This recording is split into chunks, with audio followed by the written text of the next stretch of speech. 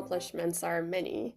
She is a Jungian transformational psychotherapist, a dream specialist, Enneagram specialist, dog breather, mother, grandmother, author, amazing artist, and she's a true friend who's always there when you need her.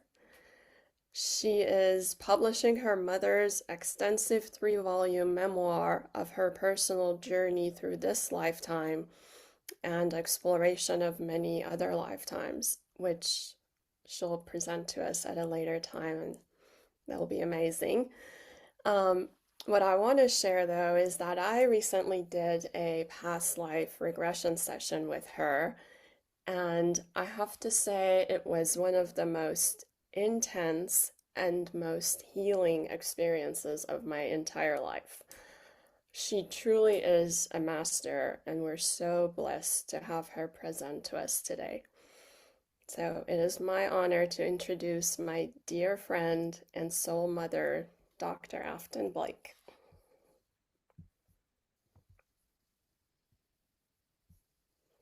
And you have to turn on your mic, Afton.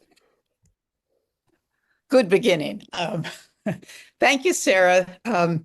Wow, that's a hard act to follow. And I just want to say that the journey I went on with Sarah was also profound for me. And often that is the case when we go in.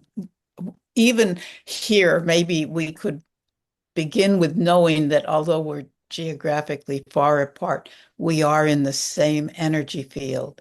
And for our journey today, we will be in an energy field together, which is supportive and healing. So just be aware of that. You don't have to focus on it. You can just at this moment be aware of it. So there, some of you, maybe many of you, have had a little experience with me before. When we met in person, I did several sessions of regression therapy at Beverly Hills in person. So some of you have had that experience with me. It's always a new journey for anyone who goes on it, and it's always a new journey for me. At this moment, I'd like you to set the intention of curiosity, just curiosity. What's going to happen today? Whatever happens is going to be interesting at the least, and perhaps profound, and opening the portal to a new part of your spiritual journey, and perhaps some cycle. Because of the brevity of our time, we're mostly just going to be opening doors and asking questions. And I hope that some of you will want to go on with that. One thing I'd like to clarify is the difference between regression in a psychotherapeutic setting and regression when you go to a psychic.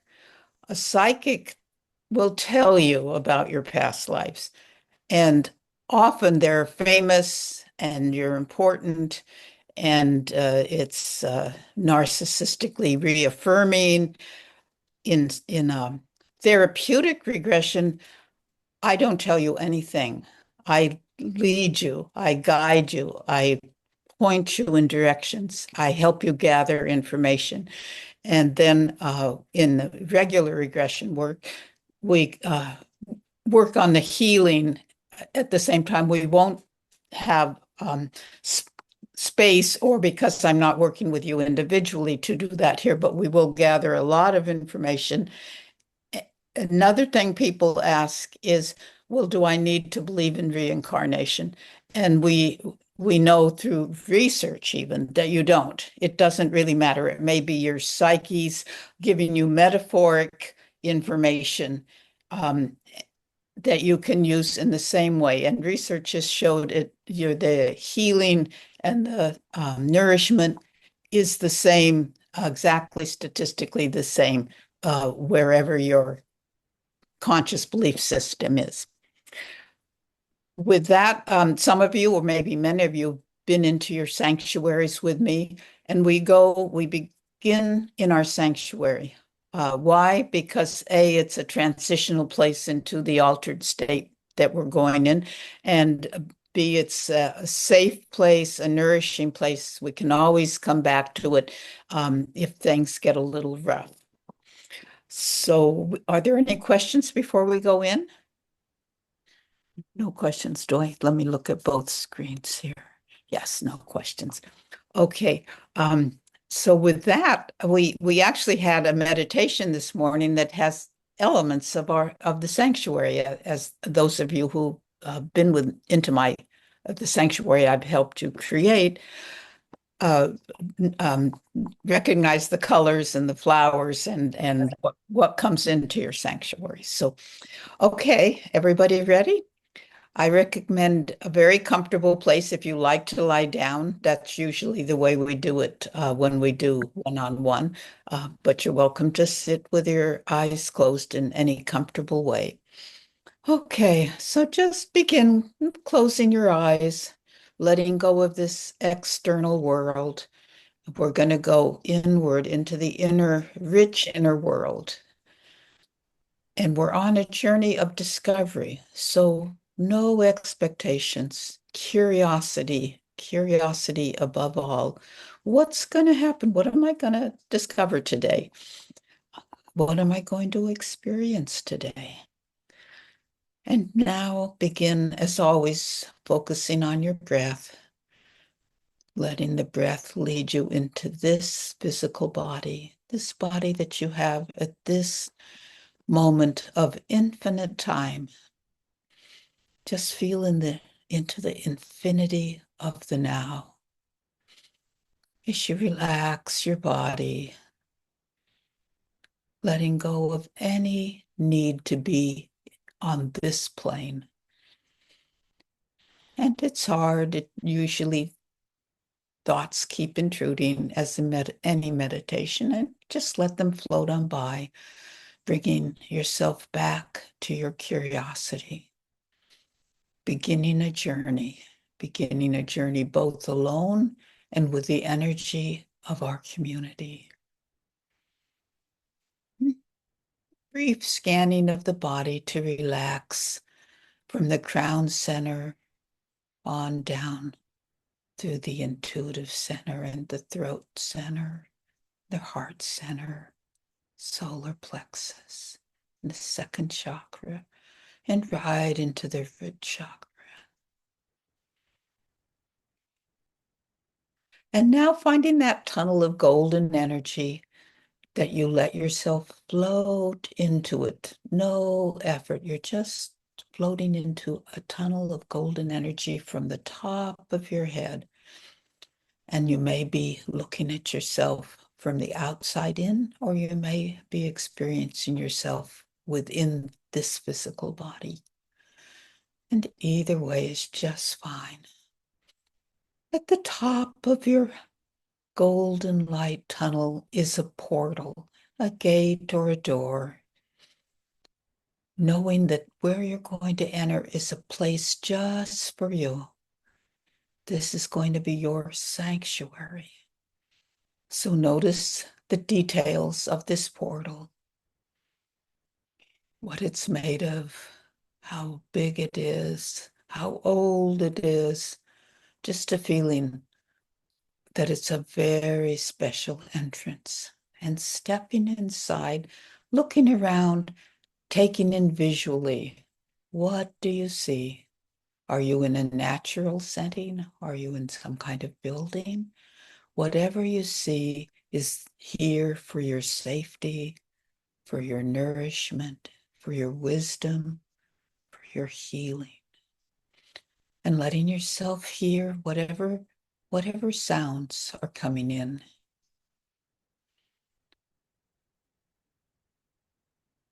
And a moment to see what smells are there in your garden or your sanctuary. And find something to taste and something to touch. And then moving this body of this lifetime, moving it in some kinesthetic way, some joyous way. And now getting excited about the journey we're going to take. And there is a cloud coming in into your sanctuary. Watch as you enter and lie on this cloud. No need to do anything but to feel it all around you as it begins to lift up. Higher and higher, the sanctuary begins to recede below until you are in a deep fog bank with the cloud moving, feeling it moving, curious, excited about where we're going to go today. And at some point, your clouds begin to descend down and down, down and down. And you feel it making contact with some hard surface. And you step out of the cloud, letting go of any sense of the body that you had in the lifetime that we've left. And looking down at your shoes or your feet, what kind of covering are on your feet? If any, are you barefooted? Feet are very important in grounding yourself in the lifetime we're going to be exploring. What are your feet? Are they feminine or masculine? Are they rough? Are they smooth and well kept? What kind of covering, if any? And feeling them on some kind of hard surface. And now making your way up your legs, seeing what kind of clothing you have on, or perhaps nothing, but making your way up to see what you learn about yourself. Slowly, slowly coming into awareness of the physical body that you're in. Are you male or female or something else? Moving up your torso and up into your face, looking into this face. What do you know about yourself in this lifetime? What age are you? What kind of experiences can you tell that you've had just from looking at your face, looking at your hair, looking at your entire body, your clothing,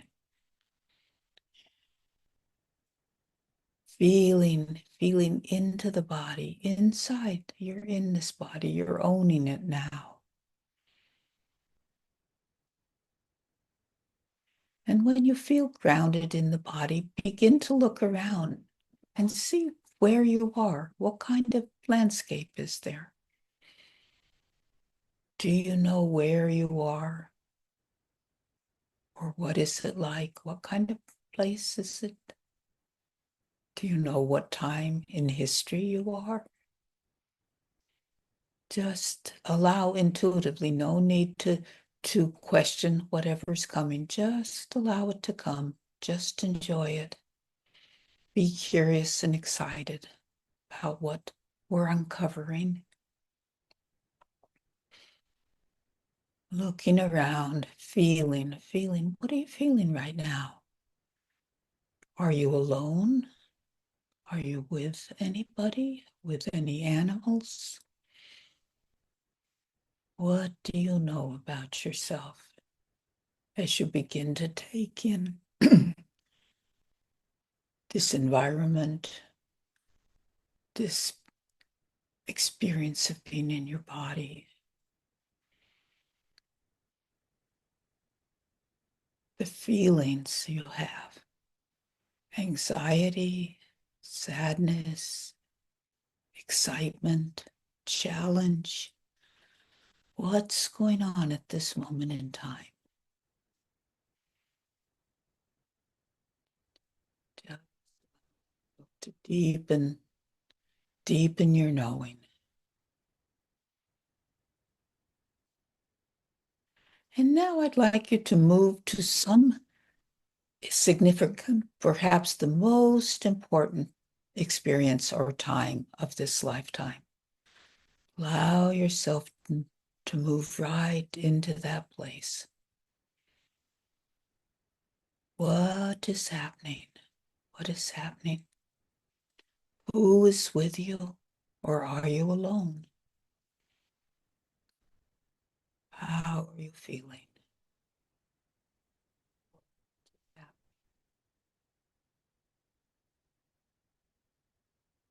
Very important to really feel into this most significant moment in your lifetime. What is happening?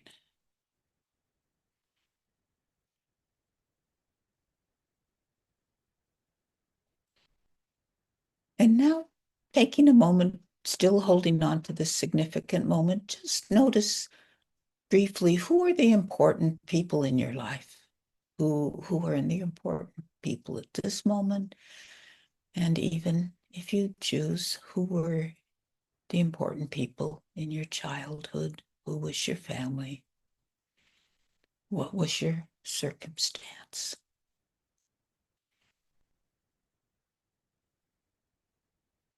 Taking a little while to explore your experience of being in the lifetime that you're discovering now.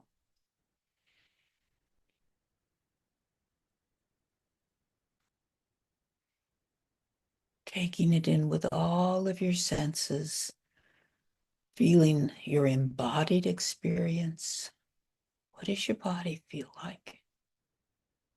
Feeling your heart experience all the emotions you're feeling and your attachments, your fears and your griefs and your ecstasies and your yearnings.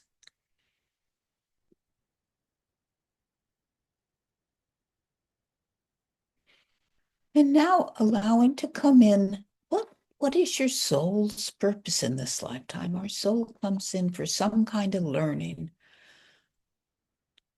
and perhaps some kind of giving to the collective. So just let yourself be aware of what is your soul's purpose in this lifetime? What have you been called to learn? What have you been called to do?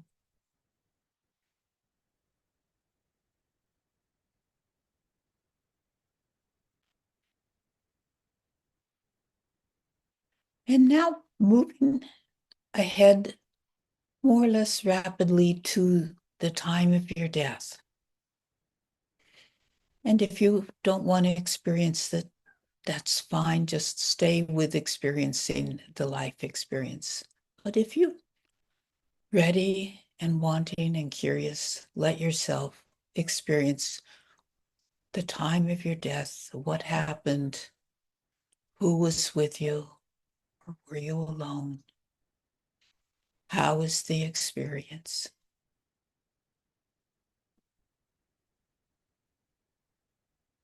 And then watching as your soul leaves this body, and you're sort of, the soul is hovering right above and looking back, and let yourself know whether or not you were successful in achieving your purpose of the lifetime.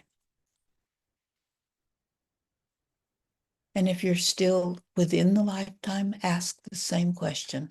Am I succeeding at my purpose? And it's quite okay not to have succeeded. We get to do it again.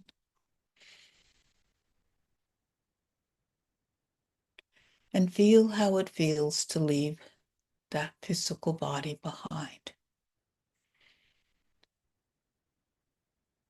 Did you feel you had a full lifetime, or was something cut short?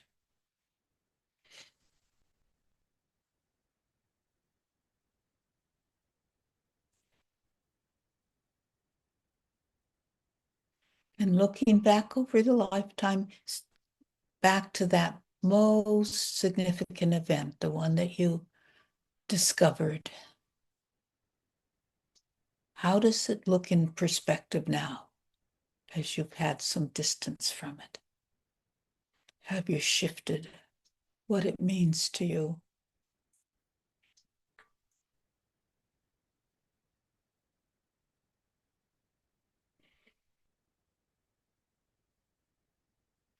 And now take a brief time. This is very quick, but go through your life from your birth, through your childhood, through your adolescence, growing into adulthood. And if by any chance your life was cut short, just let yourself experience that again as you move forward, if you did move forward through your mature years, your elder years, the process of moving through a lifetime. What are you learning about your journey? And then as you're now looking forward, what is your intention for your next lifetime?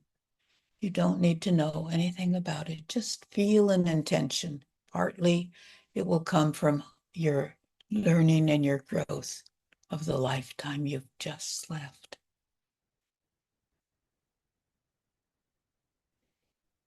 Just be with that knowing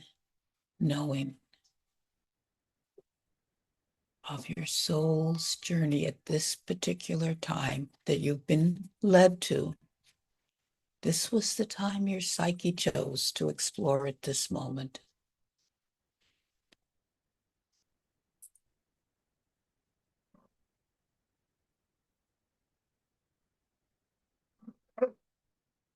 And now making your experience, making your way back to your cloud, bringing with you everything that you've learned as the cloud effortlessly begins to move back up into the fog bank, moving and carrying you back to your sanctuary. As it descends into your sanctuary, feel glad to be back, but fulfilled with your learning as you step off of the cloud back into your body of this lifetime, grounding yourself again with each of your senses, your vision, your listening, smell, taste, touch, moving again, but glad to be back in this body. And then making yourself coming back to your portal, leaving your safe place behind. And as always, know that it's there. It's there anytime you would like to return to it for any reason, for nourishment, for healing, for peace, for perspective. As you close the portal behind you and float down the tunnel of golden energy back into your body that's here in our collective energy, feeling all of those around you. You've shared your own solo journey within the collective energy of support and love. Just stay in this place of arrival back. Just stay there for a few breaths, deep breaths, embodying the experience, feeling the experience in your heart, the emotional center, and in the head center, the center of knowing everything that you've learned. And then when you're ready, I invite you to come back to the group and make contact with your fellow travelers.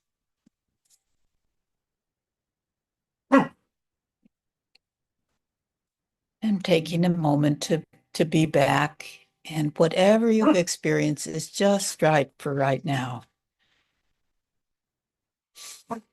And then I invite you to share, whoever would like to share and to ask questions.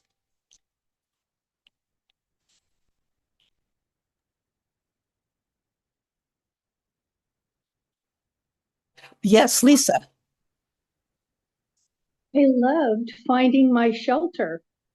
It's the first time I've ever found that safe place, and it's nice to know that it's accessible at any time. So you created this wonderful inner place for me to go. So I so appreciate you doing that, Afton. It was Oh, marvelous. And I loved my place, and I'm going to go back and visit it now. beautiful. Thank you. Thank you. That's actually comes, there's a lot more detail. Of course, I can spend a whole hour on it. But my mother created the sanctuary meditation or place to go. So thank you, Lisa.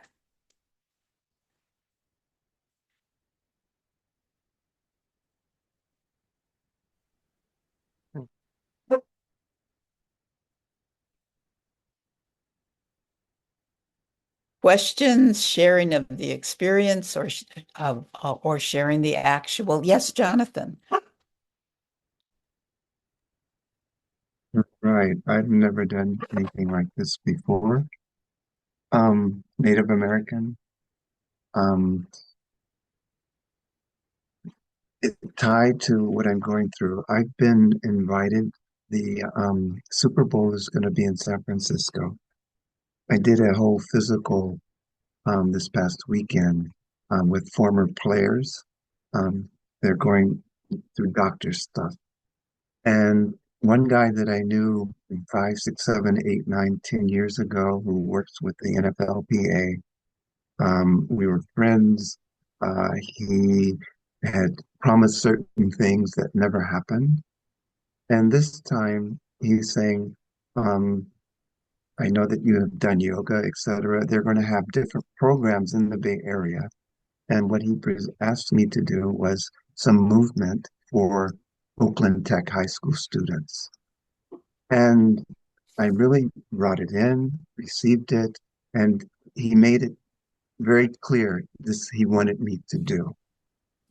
Yet there was a part of me that was holding back because he said a lot of things in the past that never happened. I would call him and couldn't get him. And so part of the journey I went on was as this Native American being promised many things that never happened. In fact, the opposite happened. Um, in my heart, I'm open and available, but I've been holding back, not sharing this with anyone because of what has happened in the past. But I'm seeing that it's not just this past, that it many passes ago. And so what I received from this was to open regardless and to I've had ideas of what I would like to do. Just stay with that and not be concerned and see what happens. So Beautiful. um, that's was my experience. Beautiful.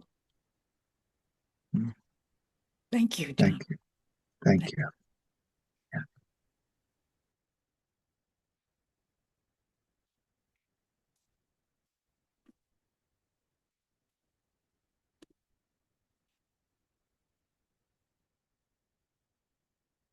Yeah. Sarah. That was another incredible experience, Afton. Thank you. I particularly appreciated the, looking for my soul's purpose in that lifetime. And then what was the next lifetime going to be? That was really powerful. Um, but what I want to share is that I asked you when we did this together last week, I asked you, isn't there a part of you that thinks this is, not real? My mind is making it up.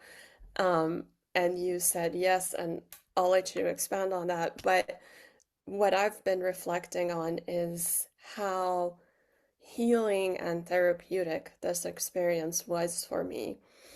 And even if it was something that my mind made up, it doesn't take away from the healing and the therapeutic effect of it, and the fact that my psyche chose to put that event in this journey, and what came up and what came of it, and it really healed a wound that I've been carrying for 40 years. And that's just incredible. So that's what I wanted Thank to you, share. yeah, for emphasizing that, because it really does, whatever your belief system is, this is your psyche, this is your soul that's giving you information. Where it comes from doesn't really matter. Often profound physical things can be healed. I've been astounded over the years with people coming in, and, for instance, feeling like they're gagging and choking and finding a lifetime where they were hung.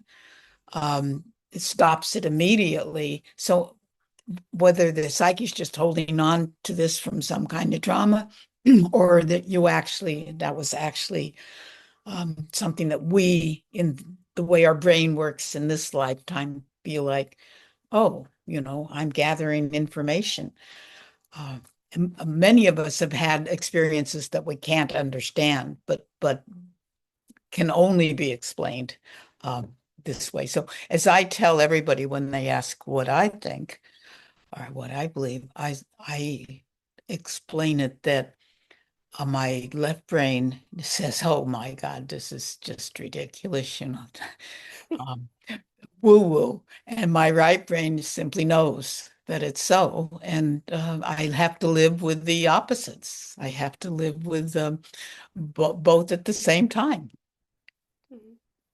And as Jung said, part of our challenge is to live with opposites, to learn how to live with the opposites. So, Yeah. Well, thank well, you. who else would like to share or ask questions? Christine has her hand up. Oh, great. Thank you. I can't see both screens at the same time. Thank you. Wow, this was wonderful, Afton. I did a session with a shaman probably 10 years ago or something, and I was told what the past life was that I went into.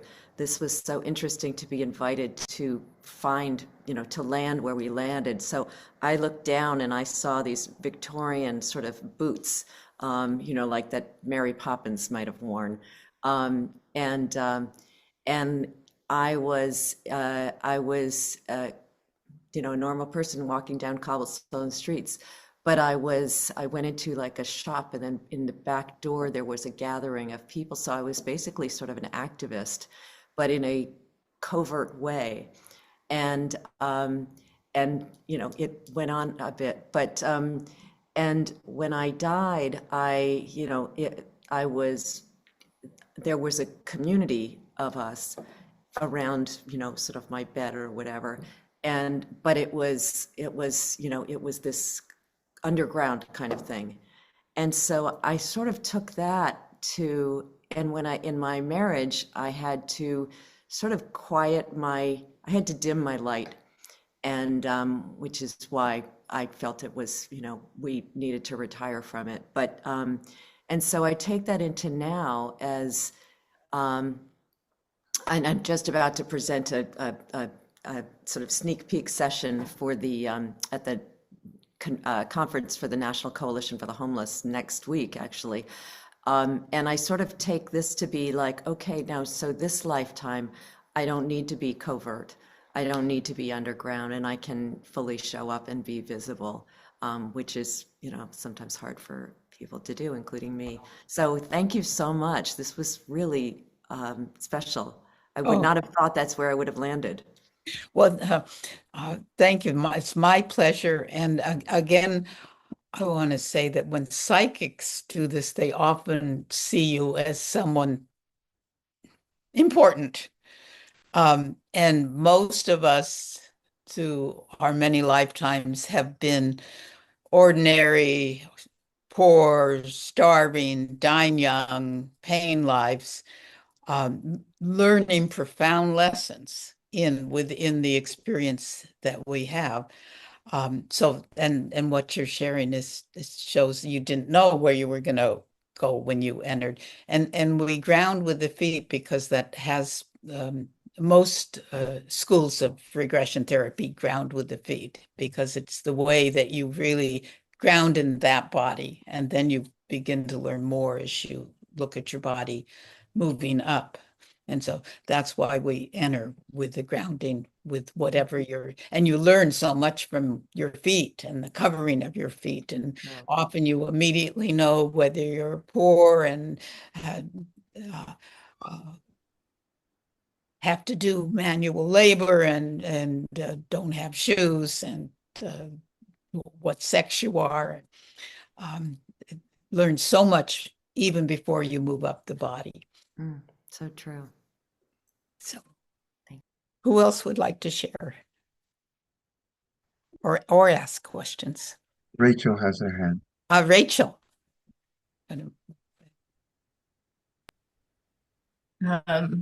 Hi, thank you. That was really cool. I have done this once before, and I was like a bar wench in like some England town, but this time was really interesting looking at the feet and how clearly it just showed up. And I saw like work boots, and I was a man. Um, and I was like some kind of lumberjack or someone that worked in nature with trees. And when you had mentioned like what was an important part of that lifetime, it was meeting my wife. And there was such a loss associated with having a family and moving into that life, because I lost some kind of connection with nature and my spirit and the trees, because my life became more about family. And I just think it was very fitting, because I kind of, this lifetime is sort of the opposite. Moving, I was so focused on partnership and family, and now moving towards God and spirit and nature. And the question that I was left with was, can you have both? You know, can you have your deep connection to spirit and have a special relationship, a human relationship? And it was just kind of interesting, just sort of the swirling ideas of how connected can you be with yourself and with spirit, and then also have partnership in your life. And it felt kind of interesting to have this lifetime reflect something sort of similar.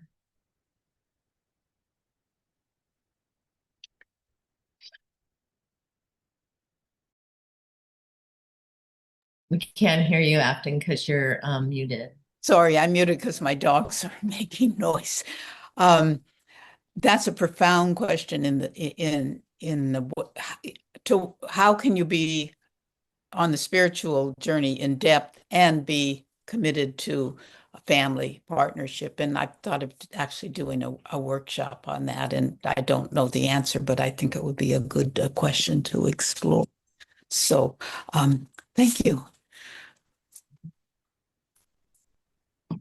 Somebody else? Christine has her hand up. Oh, Christine. So it's Christine. And Martha has her. Oh, Christine and Martha. Yes, go ahead.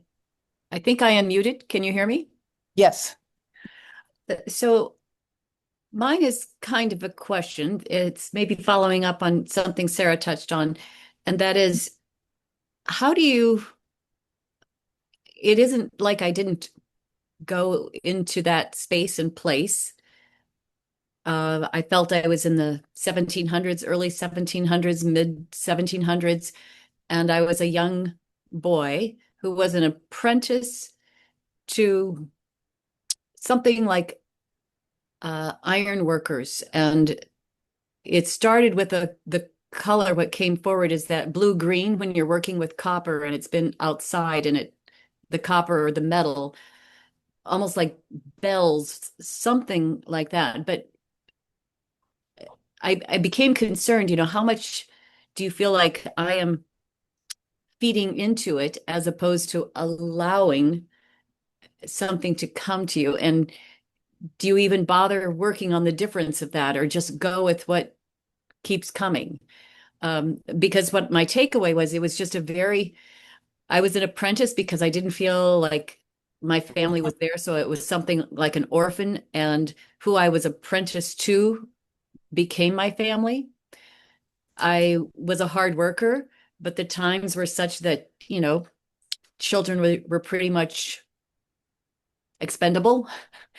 And I was extremely lonely, um, and sad. But, my employer was pleased with my hard work, that type of thing. Uh, and so I just got to thinking, well, how can you tell when you're in that space? Or do you Well, just not worry about it? well, hey, you had a very rich experience.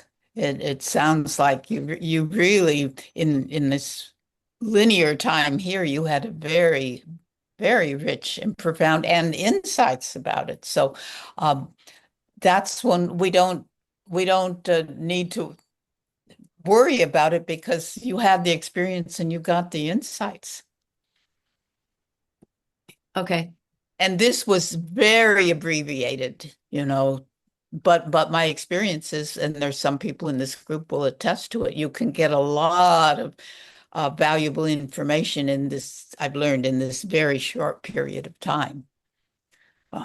I might in working with someone, we might take one lifetime and do sessions and sessions on it. It's the same as you would explore this lifetime. If you were in depth therapy, we would do the same, take it the same depth in another lifetime. And so, Martha? Well, I don't have my hand up, but Oh, I will say. There was a hand in your box. Oh, it's because I have a hand on my wall. It's a handprint. Oh, okay. Yeah, plaster handprint. I'm sorry. Okay. It is that. But I will say, like Lisa, I liked having a sanctuary. And then like Christine, I was almost the same guy that she was. And yeah, at the same time, I'm thinking, is this just my imagination? But I'm taking some things away from it that are, more personal and looking at almost like I do dreams, what it can give me. Exactly. And what you experienced of being almost the same as Christine is, I have learned, I'm just learning on Zoom, but in group sessions in person, one can be in their neighbors, they can be in their lifetime. I've had people say, that's not my lifetime. And the one next to them says, no, I think that's my lifetime. So that's what I've learned about the shared energy field. And I'm doing a little experiment to see how that works on Zoom. But I was thinking with such a bonded group, and we know that the energy fields are infinite, that I would see what happened with that. And that seems like it did happen with you. Yes. Somebody else? Well, I'll share briefly that in the book that I'm publishing, I wrote the first chapter about a joint regression with my mother, that we were led on a regression together that had profound help in this lifetime. My mother and I had an incredibly deep, connected, stormy, angry, guilty relationship. It was all of those. And we went back to the French Revolution, where I had gone to fight and left her with a baby. And she thought I had abandoned her when I had actually been imprisoned. But she carried that anger into this lifetime, and I carried the guilt into this lifetime. And we uncovered that when we were jointly regressed, and it made a big shift in our relation. Not finished. I'm helping with my guilt by publishing the book. It's like that's part of the way I'm, making amends to her to get her book out there. But that's an example of how you can work on it in relationships within this lifetime.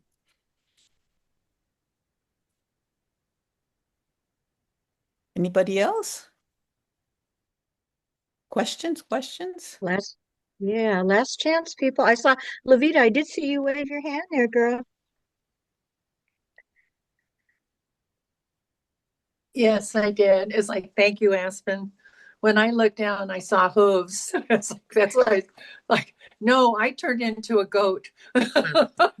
And I was a dancing goat. And I kept arguing with it. It was like, oh my God. And then you, as we progressed, first of all, I loved the sanctuary, the beautiful sanctuary. But as my dancing goat proceeded, and I was having a really good time, and so I kind of skipped to then your death. I turned into a proton, like a giant bubble of iridescent colors. And in this lifetime, part of my lesson is lighten up. So here I am, I'm floating along after being a goat, and you said, and then you die. And it was just like poof, and it was okay, and it wasn't traumatic, and it wasn't, so it's like, yeah. And I'm in good company. Everyone else got a human. I ended up being a dancing goat. Thank you, Afton. Oh, you're welcome. This is great fun and lightening up. I have remembered being a horse in a mare in a stampede while I was needing to give birth. Oh. It was and I've also gone back to being a worm that got cut in half. So it is interesting what you can uncover. Tra-la. Okay, I see Diana has her hand up. I just want to tell you, Afton, what a joy you are in this world. You are just so full of life, and your energy is so contagious and beautiful and devoted in so many ways. You just bring so much into this world, and this was just exquisite. So, well, thank you, Diana. And Diana, you know that in your 7, you inspire me to joy. You do. I've told you that. Mm-hmm. Well, you inspire all of us, and I think I'm just speaking for all of us right now about what a spectacular morning. Thank you. My joy. My purpose. I think that is the perfect wrap up, because Afton, we're all just transformed. We've been through an experience of whatever it was for all of us, and thank you for bringing this opportunity to us. It was